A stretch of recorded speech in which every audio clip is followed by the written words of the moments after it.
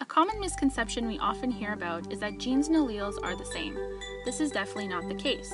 So, what is the difference between a gene and an allele? First, we have to understand what each of these are individually. So, what exactly is a gene? As shown in this image, a gene is located on a section of DNA and determines a specific trait. It can be passed on to different generations due to its heritability.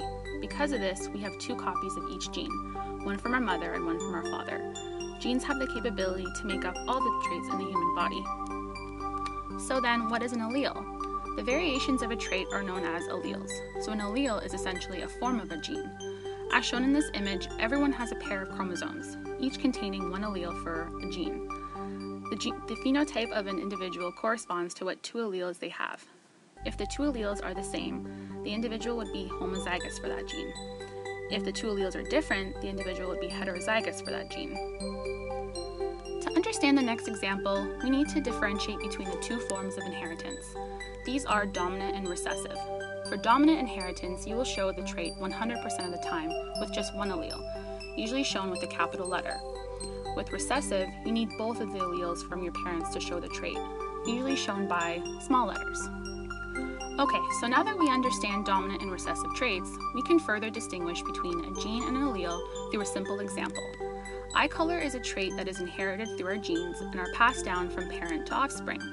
Depending on the alleles you inherit, you will have brown or blue eyes.